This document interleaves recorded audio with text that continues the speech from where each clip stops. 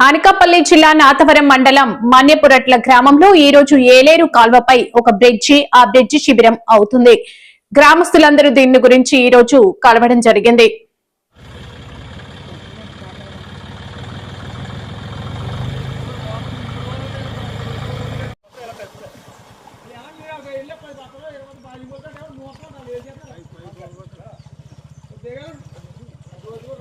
మన్యపురట్ల గ్రామంలో నాతవరం మండలం అనకాపల్లి జిల్లా ఇది ఏలేరు కాలువ నుండి ఇటు నుండి అటు పోవడానికి మార్గము. ఈ మార్గము నుండి రోజు కొన్ని వందల వాహనాలు దీనిపై వెళుతూ ఉంటాయి. కానీ ఈ బ్రిడ్జి శిథిలమైంది. గతంలో కొన్ని రిపేర్లు చేయించారు, మళ్ళీ యథావిధిగా పాడైపోయిన వ్యవస్థ మీరు చూస్తున్నారు.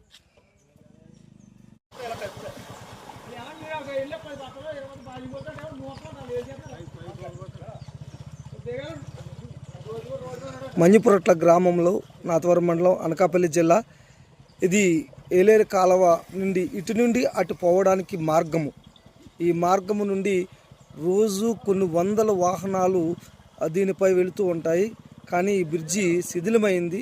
గతంలో కొన్ని రిపేర్లు చేయించారు, మళ్ళీ యథావిధిగా పాడైపోయిన వ్యవస్థ మీరు చూస్తున్నారు. మండలం మన్యపుర గ్రామం సుమారుగా ఈ ఏలేరు కాలువ మీద బ్రిడ్జిగా కింద 20 గ్రామాల దాకా ఉన్నాయండి. అయితే ఇదివరకు కూడా సుమారు 5 సంవత్సరాల క్రితం ఇదివరకు అలాగే నీరు దీని మీద బాగా ఎక్కువైపోయి బ్రిడ్జి పడిపోయే ప్రథమ శాస్త్రగా చూసి మేము పై ఆఫీసులకి మేము తెలియపరుచుకున్నాం. అప్పుడు దీని పై ఆఫీసులు ఈ ఏలేరు కాలువ మీద ఆఫీసర్లు ఇక్కడ రావడం జరిగింది. వాళ్ళు వచ్చి అందరూ చూశారండి. చూసి దీన్ని కొత్త బ్రిడ్జిగా మేము కొత్త బ్రిడ్జి కడతాం అడిగి పిల్లర్స్ లేకుండా కూడా కట్టి ఏర్పాటు చేస్తాను మాట ఇచ్చారండి. కానీ సుమారు 5 సంవత్సరాలు అయిపోతుంది. ఇంతవరకు దాన్ని ఏమి పట్టించుకోలేదు. దీన్ని తొందరగా కొత్త బ్రిడ్జి ఏర్పాటు చేస్తారని, ఇది శిథిలావస్థ వచ్చింది కాబట్టి ఈ ప్రభుత్వ వారు అలాగే దీని తాలూకు వైఎస్సీ కాలం మీద ఉన్న ఆఫీసర్లు దీన్ని స్పందించి కొత్త బ్రిడ్జి నిర్మిస్తారని ఆశిస్తున్నాం.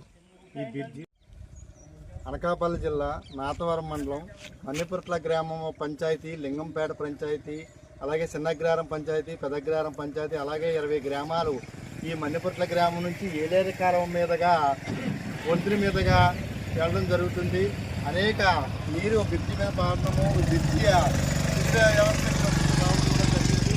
ఒకసారి 2 సార్లు మరమ్మతు జరిగినా కూడా మరి ధాన్యాలు పొలాల్లోంచి తీసుకురావడము, గ్రామస్తులందరూ కూడా ఈ 20 గ్రామాల మన్యం జిల్లా పాలకొండ మండలం లోవిడి లక్ష్మీపురం గ్రామంలో ఆంధ్రప్రదేశ్ రైతు సంఘం ఆధ్వర్యంలో గ్రామ రైతులు తమ పొలాల్లో నిరసన దీక్ష చేపట్టారు. ఉమ్మడి శ్రీకాకుళం జిల్లా అన్నదాతకు దళారీ ముద్ర, కొనుగోలు కాని టన్నుల ధాన్యం ఇతర ప్రాంతాలకు తరలించాలంటే అధిక ట్రాన్స్పోర్ట్ భారం మోయలేమంటున్న రైతులు. ప్రభుత్వం తక్షణమే స్పందించి మమ్మల్ని ఆదుకోవాలని కోరుతున్న రైతులు.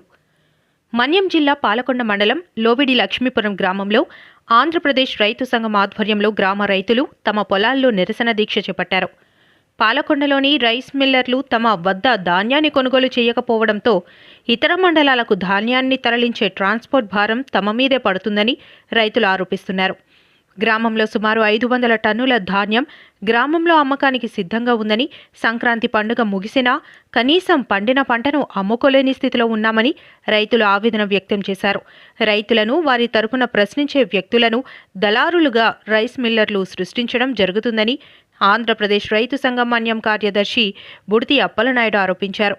ప్రభుత్వం తక్షణమే స్పందించి రైతులకు న్యాయం చేయాలని, లేని పక్షంలో రైతులతో కలిసి ఉద్యమం చేపట్టేందుకు సిద్ధంగా ఉన్నామని ఆంధ్రప్రదేశ్ రైతు సంఘం సభ్యులు తెలిపారు. నా పేరు బుడితి అప్పలనాయుడు, పార్వతీపురం మన్యం జిల్లా ఆంధ్రప్రదేశ్ రైతు సంఘం పార్వతీపురం మన్యం జిల్లా కార్యదర్శిని. ఈరోజు జనవరి 21 పండగకు ముందే ఇక్కడ ధాన్యాన్ని రైతులు సుమారు మన వాళ్ళు చెప్తున్నారు 4 నుంచి 5 వేల బస్తా కొట్టామని. అంటే సుమారు 400 నుంచి 500 టన్నులు ధాన్యం పండగ ముందు తమ పండగ అవసరాలు గడుపుకోవడం కోసం మరి ధాన్యం ఆడించేశారు. మిల్లర్స్కి తరలిద్దాం అనుకుంటే స్థానిక పాలకొండ మిల్లర్స్కి టార్గెట్స్ లేదు, బీజేలు అయితే ఉన్నాయి కానీ టార్గెట్స్ లేవని చెప్తున్నారు. దాంతో ఇతర మండలాలకి వీళ్ళు ధాన్యాన్ని తరలించాల్సి వస్తే మరి ట్రాన్స్పోర్ట్ అనేది అదనంగా ప్రైవేట్ వాహనాల ద్వారా అడుగుతున్నారు. దీనివల్ల అధిక భారం అనేది రైతుకు అవుతుంది. ఇదే సమయాన్ని ఆధారం చేసుకుని మిల్లర్స్ కూడాను వాళ్ళు మాత్రం బ్రోకర్ల చేత లేదా మిడిల్ మ్యాన్ చేత మొత్తం ధాన్యం సేకరణ చేయొచ్చు. ఏదైనా రైతు సమస్య మీద రైతు పక్షాన్ని నిలబడి మాట్లాడుతున్న వాళ్ళని బ్రోకర్లని పెట్టి చెప్పి అధికారులని తప్పుదారు పట్టిస్తున్నారు. దీన్ని ఆంధ్రప్రదేశ్ రైతు సంఘం తరఫున మేము ఖండిస్తున్నాం. నిన్నను పాలకొండలో గ్రీవెన్సీల సందర్భంగా కలెక్టర్ గారు మాట్లాడుతున్నప్పుడు మరి సీతంపేటలో చిన్నబగ్గ రైస్ మిల్లుకి ధాన్యం తోలారు. ఆ రైతులకు సంబంధించిన విషయం మీద సార్ దృష్టిలో ఆ గ్రామ రైతులు చెప్పారు. చెబితే ఆ రైతునేమో ఎవరైతే గట్టిగా అడుగుతాడో లావెట్ సూర్యనారాయణ ఆ రైతు సామాజిక కార్యకర్తగా ఏమి ఆశించకుండా పనిచేస్తాడు. ఆల్రెడీ 8 ఎకరాలు 10 ఎకరాలు ఆయన సాగు చేస్తున్నాడు. ఇప్పుడు మగదిక్కులేని ఆడవాళ్ళు ధాన్యాలు ఉంటాయి, అలాగనే మగవాళ్ళు కూడా కదిలి వెళ్ళలేని పరిస్థితి నిరక్షరాస్యులు అయి ఉన్నారు. అటువంటి వాళ్ళతో వాళ్ళ ధాన్యం తీసుకెళ్ళి ఇది న్యాయబద్ధంగా మేము ఈ రకంగా రైతు సంఘం తరఫున మేము చేసాం కనుక అంతకుమించి మేము ఇవ్వమంటే ఆయనేమో బ్రోకర్గా చిత్రీకరించి అధికారులకు నిన్న సీతంపేట అధికారులు చెప్తున్నారు కలెక్టర్ గారికి. ఇది సమంజసం కాదు. అలాగనే అనేక సందర్భాలు జేసీ గారి దృష్టిలో కూడా పెట్టాం. బ్రోకర్ల ద్వారానే వాళ్ళు సేకరిస్తున్నారు. ఛాలెంజ్ చేస్తున్నాం. ఇప్పుడు మిల్లర్ల దగ్గర వాస్తవానికి పండగ ముందే ఆయా గ్రామాల నుంచి వర్తకుల వంటి వాళ్ళ దగ్గర నుంచి జిల్లా మొత్తం మీద ఈరోజు రావుపల్లి కానీ లేకపోతే గరుగుపల్లి కానీ లేదు జిఎంఎల్స్ కానీ బలిజిపేట కానీ ఏ మండలంలో చూసుకున్న రైస్ మిల్లర్స్ కూడాను జిల్లా మొత్తం మీద ఈ గ్రామంలో ఉంటే వ్యాపారుల వద్ద నుంచి ధాన్యం సేకరణ చేసుకున్నారు. ఇప్పటికి కూడా ఇంకా వాటిని ట్రాన్సాక్షన్ చేయలేదు. కారణం ఏంటంటే వాళ్ళ టార్గెట్స్ అయిపోయి కనుక వాళ్ళ టార్గెట్స్ పెరిగినప్పుడు మళ్ళీ వాటిని ట్రాన్సాక్షన్ చేసుకొని సిద్ధమవుతున్నారు. అటువంటి ధాన్యం చాలా కుప్పలుగా ఉన్నాయి. ప్రతి మిల్లు దగ్గర 100 టన్నులు ఉన్నాయి. మరి వాటన్నింటి మీద విచారణ చేయడమా? వాస్తవానికి బ్రోకర్లు తెచ్చారో రైతులు? చంద్రబాబు దావోస్ పర్యటనలతో పెట్టుబడులు నిల్ ప్రచారం ఫుల్ గా ఉందని మాజీ మంత్రి షాకే శైలజనాథ్ ఆగ్రహం వ్యక్తం చేశారు. దావోస్ కు వెళ్లిన ప్రతిసారి లక్షల కోట్ల పెట్టుబడులు లక్షలాది ఉద్యోగాలు వస్తున్నాయని ఊదరగొట్టడం తప్ప వాటిలో ఏ ఒక్కటి రాష్ట్రంలో కనిపించడం లేదని ఆక్షేపించారు. ఇప్పటికీ మీ దగ్గర 18,87,000 కోట్ల రూపాయలు రావాలి. మీ యొక్క భాగస్వామ్య సదస్సుల్లో మీరు పెట్టిన సంతకాల ఇంకైనా వచ్చింది లేదు నాకు తెలియదు. కానీ మీరు చెప్పిన లెక్కలు లెక్కేసుకుంటే 18.87 lakhs crores రూపీస్ పెట్టుబడులు రావాలి. అట్లాగే 1761 ఒప్పందాలు అక్కడ అమలు జరగబడి ఉండాలి. 30,91,000 మందికి ఉపాధి లభించుండాలి. ఎందుకంటే మీరు ఆ విధంగా ఊదరగొట్టారు. మీరు చెప్పిందే చెప్పి వచ్చేసి సంతకాలు పెట్టినాం, వచ్చింది డబ్బులు ఫ్లో వచ్చేస్తుంది, మాకు కాని వాళ్ళంతా మాకు వ్యతిరేకంగా మాట్లాడుతూ ఉన్నారు, మేము లక్షల కోట్లు తెస్తా ఉన్నామని చెప్పారు. మీరు సందర్భం కాకపోయినా మాట చెప్పాలి. మీ యాటిట్యూడ్ ఎట్లా ఉంటుందంటే బహుశా లోకేష్ గారు అనుకుంటాను సమాధానం చెప్పింది. అయా మీరు పెట్టుబడుల కోసం పోయారు కదా స్విట్జర్లాండ్కి అనుకుంటారు, పోయారు కదా పెట్టుబడులు ఏం రాలేదు. అసలుకి మీరు అట్లా ఎందుకు అనుకుంటారు? వినడానికే చాలా ముచ్చటేస్తుంది నాకు. అసలుకి ఎట్లయినా మాట్లాడతారు అబ్బాయి తండ్రి కొడుకు అని. పెట్టుబడుల కోసం ఏంటి? ప్రచారం కోసం వెళ్ళాం, బ్రాండ్ డెవలప్మెంట్ కోసం వెళ్ళామని చెప్పారు మీరు. అంటే ఇట్లా పోయే మీటింగ్లన్నీ కూడా బ్రాండ్ డెవలప్మెంట్. ఎవరి బ్రాండ్ డెవలప్మెంటో ఆంధ్రప్రదేశ్ ప్రజలు ఆలోచిస్తూ ఉన్నారు. మీరు సొంతంగా మీ కుటుంబానికి మీకు సంబంధించిన బ్రాండ్ వాల్యూ పెంచుకుందామని ప్రయత్నం చేస్తూ ఉన్నారు.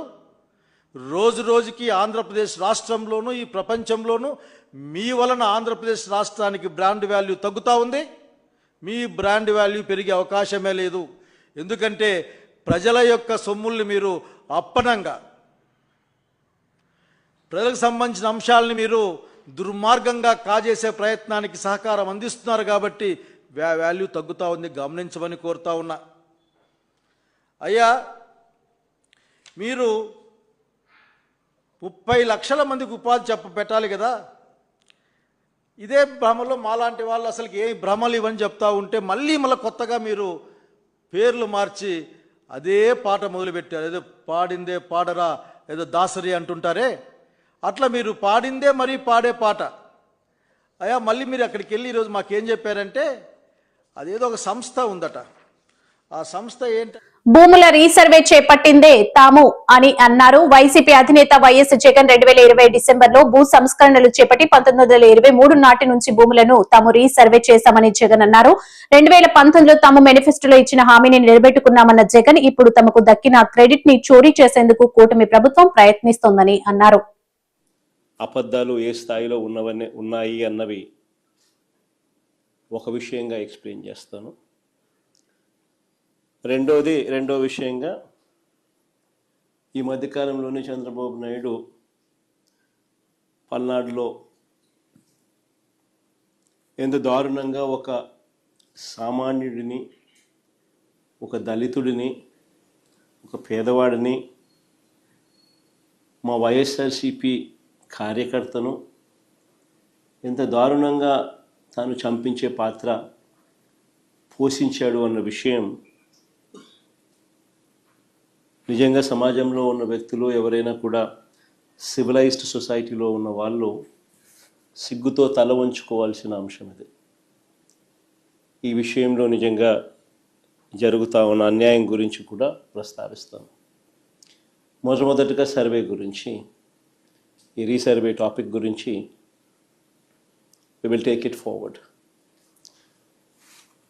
ఈ మధ్యకాలంలో చంద్రబాబు నాయుడు గారు మాట్లాడుతూ ఉన్న మాటలు ఈ రీసర్వే సబ్జెక్ట్ మీద మనమంతా కూడా చూస్తే ఒకసారి ఈ భూమండలం మీద నిజంగా ఇంతటి దారుణమైన క్రెడిట్ చోరీ చేయగలిగిన వ్యక్తి ఇంకొకడెవడైనా ఉండగలడా అని అనిపించేట్టుగా చంద్రబాబు నాయుడు గారు మాట్లాడుతూ ఉన్నారు. ఊసరి వెళ్ళి కూడా చంద్రబాబు నాయుడును చూసి బహుశా సిగ్గుపడుతుందేమో. అంతటి దారుణమైన మోసాలు, అంతటి దారుణమైన అబద్ధాలు. నేను సూటిగా చంద్రబాబు నాయుడు గారిని అడుగుతా ఉన్నా, మీ ద్వారా ప్రజలందరి తరపున అడుగుతా ఉన్నా, అయ్యా 4 సార్లు సీఎం అని చెప్పి చెప్పుకునే ఈ పెద్ద మనిషి చంద్రబాబు నాయుడు, నేను అడుగుతా ఉన్నా, భూముల రీసర్వే చేయాలన్న కనీస ఆలోచన అయినా కూడా నీకు ఎప్పుడైనా గతంలో వచ్చిందా అని? కనీసం ఆలోచన అయినా నీకు గతంలో ఎప్పుడైనా వచ్చిందా అని? ప్రజలు ఇబ్బందుల్లో ఉన్నారు, రైతన్నలు ఇబ్బందుల్లో ఉన్నారు, రకరకాల సమస్యలు ఎదుర్కొంటా ఉన్నారు. భూ సమస్యల మీద, వారి సమస్యల మీద కనీసం నీకు ఎప్పుడైనా రీసర్వే చేయించి వాళ్ళ సమస్యలన్నీ తీర్చాలి అని చెప్పి కనీసం నీకు ఏ రోజైనా ఆలోచన అయినా వచ్చిందా చంద్రబాబు గతంలో అని అడుగుతాను. ఈరోజు క్రెడిట్ చోరీ తీసుకుంటూ తాను మాట్లాడుతూ ఉన్న మాటలకు, ఎన్నికల సమయంలో ప్రజలకు ఇచ్చిన ప్రతి హామీని కూటమి ప్రభుత్వం నిలబెట్టుకుంటుందని, గ్రామాల్లో మౌలిక సదుపాయాల కల్పనకు అత్యంత ప్రాధాన్యత ఇస్తున్నామని రాష్ట్ర వ్యవసాయ శాఖ మంత్రి కింజారపు అచ్చెన్నాయుడు స్పష్టం చేశారు. టెక్కిలి నియోజకవర్గంలోని నందిగా మండలంలో ఆయన విస్తృతంగా పర్యటించి సుమారు 1.70 కోట్ల వ్యయంతో చేపట్టనున్న పలు అభివృద్ధి పనులకు శంకుస్థాపనలు మరియు ప్రారంభోత్సవాలు నిర్వహించారు. మీ ఊర్లోనే కొలాయి బోర వేస్తే నీరు వేసం వచ్చేసరికి ఎండిపోతుంది. అందుకే ఇక్కడ నా ప్రాబ్లం లేదు. హిరమండలం రిజర్వాయర్ నుంచి నీళ్లు తీసుకొచ్చి ఆ నీరు ప్రతి గ్రామానికి, ప్రతి ఇంటికి ఇచ్చే కార్యక్రమం తీసుకుంటాం. మొదటి ఫేజ్ లో 100 కోట్లు ఇచ్చారు. పనులు ప్రారంభమవుతాయి, 6-7 మాసాల్లో పూర్తవుతాయి. రెండో ఫేజ్ లో 600 కోట్లు, ఎందుకంటే హిరమండలం నుంచి నీళ్లు తేవాలి కాబట్టి అది కూడా మంజూరైంది. రేపు 2-3 సంవత్సరాల్లో, రేపు నేను ఎన్నికలకు మీకు ఓటు అడగడానికి వస్తే ప్రతి ఇంటికి కొలాయి ద్వారా నీరు ఇచ్చిన తర్వాతే ఓట్లు అడుగుతానని చెప్పాను. అన్ని గ్రామాలకి 420 గ్రామాలు ఉన్నాయి. అన్ని గ్రామాలకి, చిన్న ఊరైనా, 5 ఇళ్ళున్నా, 10 ఇళ్ళున్నా, ఒక ట్యాంకు ఆ ఊరికి నీరు ప్రతి ఇంటికి కొలాయి ఇచ్చే కార్యక్రమం తీసుకొని అది కూడా పూర్తి చేస్తాం. ఇక్కడ మూడవది, అన్నీ చేయగలుగుతున్నా, నేను చేయలేదంటూ ఏం లేదు, అన్నీ చేయగలుగుతున్నా. ఇంకా ఉంది సమస్య ఏదంటే చదువుకున్న వాళ్ళకి ఉద్యోగాలు లేవు. చాలా మంది చదువుకుంటున్నారు. తెల్లవారు నేను ఆఫీసులో కూర్చుంటే 100 మంది వస్తే 60-70 మంది ఉద్యోగాలు అడుగుతున్నారు. ఈ సమస్య కూడా పరిష్కరించాలని నేను రామ్మోహన్ నాయుడు కలిసి తీవ్రంగా కృషి చేస్తున్నాం. చాలా మంది మన ప్రాంతానికి పెట్టుబడి పెట్టడానికి చాలా మంది ముందుకు వస్తున్నారు. మన మూలపేట పోర్టు కూడా శరవేగంతో పనులు జరుగుతున్నాయి. రేపు ఏప్రిల్కి మొదటి షిప్ ఇక్కడికి తీసుకొస్తాం. ఇప్పటికే చాలా పెద్ద పెద్ద కంపెనీలు ఆర్డీఓ గారికి వచ్చి మాకు 200 ఎకరాల భూమి కావాలి, మీరు ఎంత పెట్టుబడి పెడతామని అడుగుతున్నారు. అది కానీ వస్తే చాలా మందికి ఆరోగ్యం బాగోలేకపోతే మీరు హాస్పిటల్కి వెళ్ళాలన్నా, ఒక అంబులెన్స్ రావాలన్నా చాలా ఇబ్బంది. అదే బ్రహ్మాండమైన రోడ్డు ఉంటే ఎవరైనా వస్తారు. ఏ సమయంలోనైనా మీరు వెళ్ళి మీ అవసరాలు తీర్చుకోవచ్చు. అందుకే ఈ 5 సంవత్సరాల్లో టెక్కల్ నియోజకవర్గంలో ప్రతి గ్రామానికి భూతద్దంతో ఎదిగిన మట్టి రోడ్డు ఉండకూడదు, సిమెంట్ రోడ్డు ఉండాలనేది ఒక కంకణం కట్టుకున్నాం. గ్రామం నుంచి మెయిన్ రోడ్డుకి తార్ రోడ్డు కానీ సిమెంట్ రోడ్డు కానీ వేయాలి. మెయిన్ రోడ్ నుంచి మండలానికి డబుల్ రోడ్డు వేయాలి. 5 సంవత్సరాల్లో రాజకీయాలకు అతీతంగా ఈ రోడ్లు వేశారని, లేకపోతే వీళ్ళు నాకు గౌరవించలేదని, వీళ్ళు వెళ్తే పలకరించలేదని పెట్టుకో. ఏలూరు జిల్లా బుట్టాయిగూడెం మండలంలోని ఇనుమూరు ఏజెన్సీ గ్రామం పూర్తిగా ఆదివాసీ ప్రాంతమని, ఇది 1/70 చట్టం కింద రక్షిత గిరిజన ప్రాంతమని అఖిల భారత వ్యవసాయ కార్మిక సంఘం ప్రధాన కార్యదర్శి కామ్రేడ్ బి వెంకట్ స్పష్టం చేశారు. బుట్టాయిగూడెం మండలం ఇనుమూరు గ్రామాన్ని ఆయన పర్యటించి ఆదివాసీలతో మాట్లాడడం జరిగింది. చట్టానికి రక్షించాల్సిన రెవెన్యూ పోలీస్ డిపార్ట్మెంటు చట్ట విరుద్ధంగా వ్యవహరిస్తుంది. మనం చూస్తున్నాం, ఈ పొలాలన్నీ చాలా సారవంతమైనటువంటివి.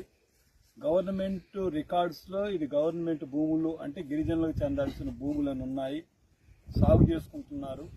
అలాంటి దాన్ని నాన్ ట్రైబల్లో ఉన్న ధనవంతుల యొక్క డబ్బుకి లాలూచి పడి చంద్రబాబు నాయుడు యంత్రాంగం ఈ మొక్కజొన్న పంటని 22-23లో దున్నేయడానికి ప్రయత్నం చేయటం, ప్రజలు ప్రతిఘటించటం, తద్వారా రెవెన్యూ డిపార్ట్మెంట్ 20 మంది మీద రెవెన్యూ డిపార్ట్మెంట్ ఇచ్చినటువంటి ఆధారాలతో పోలీస్ డిపార్ట్మెంట్ కేసు పెట్టింది. దాంట్లో 18 మంది గ్రామస్తులు, మరో 2 ఈ చట్టాన్ని రక్షించడానికి మద్దతుగా ఉన్న రామకృష్ణ నాగేశ్వరరావు లాంటి వాళ్ళు ఈ పోరాటంలో ఉన్నారు. నేను హైదరాబాద్ నుంచి వ్యవసాయ కార్మిక సంఘం, గిరిజన సంఘం నుంచి వచ్చాను ఈ పోరాటాన్ని స్వయంగా తెలుసుకోవటానికి. ఇక్కడ చట్టం అమలు జరగట్లేదు, చట్ట వ్యతిరేకత ఇక్కడ సాగుతుంది. చంద్రబాబు నాయుడు నాయకత్వంలో ఉన్నటువంటి కూటమి ప్రభుత్వం ఈ చట్టాన్ని ధిక్కరించడానికి పాల్పడతా ఉంది మోడీ మద్దతుతో. అందువల్ల రేపు 1వ తారీఖు నుంచి జరిగే పార్లమెంటు సమావేశాలలో ఇరుమూరులో జరుగుతున్నటువంటి దుర్మార్గాన్ని పార్లమెంటు వ్యవసాయ కార్మిక సంఘం, గిరిజన సంఘం పార్లమెంటు సభ్యుల ద్వారా పార్లమెంటులో రేజ్ చేయించడం, రాష్ట్రపతి గారిని కలిసే ప్రయత్నం చేయటం, ఇండియా బ్లాక్ పార్టీలన్నింటినీ కూడా దీంట్లో భాగస్వాములు కావాలని కోరటం. అంటే మీరు ఒంటరిగా లేరు, దేశం అంతా న్యాయంతో ఉంది అంటే ఇనుమూరు ప్రజలతో ఉందని తెలియజేయటానికి నేను ఢిల్లీ నుంచి రావటం జరిగింది. కాబట్టి రాష్ట్రపతి గారు, గవర్నర్ గారు దీంట్లో జోక్యం చేసుకోండి, ఈ యొక్క నరమేధాన్ని ఆపండి. మహిళల మీద అటెంప్ట్ మర్డర్ కేసులు ఏంటి, వాళ్ళ మీద దాడులు చేసిన పోలీసులు, ఎంఆర్ఓలు రాజాల్లాగా తిరగటం ఏంటి, ఇది ఎక్కడ దుర్మార్గమైనటువంటి విషయం. కాబట్టి చంద్రబాబు నాయుడు గారు, పవన్ కళ్యాణ్, లోకేష్, బీజేపీ ఆంధ్ర రాష్ట్రాన్ని కార్పొరేట్ల అడ్డగా మారుస్తున్నారు, గుగులు అడ్డగా మారుస్తున్నారు. గిరిజన చట్టాలన్నీ కూడా వాటికి వ్యతిరేకంగా ఉన్నాయనే పేరుతో చట్టాలను ఉల్లంఘించడానికి పాల్పడుతున్నారు. అందుకే ఈ పోలవరం మండలాలనే పోలవరం జిల్లాలో కూడా కలపన ఒక విచిత్రకరమైన పరిస్థితి దేశంలో ఉంది. అంటే జిల్లా పేరుతో ఉన్నటువంటి ఆ జిల్లా మండలాలు కూడా దాంట్లో లేవు. అంటే ఇక్కడ గిరిజన ప్రాంతాలు అక్కడ కలిస్తే ఈ చట్టాల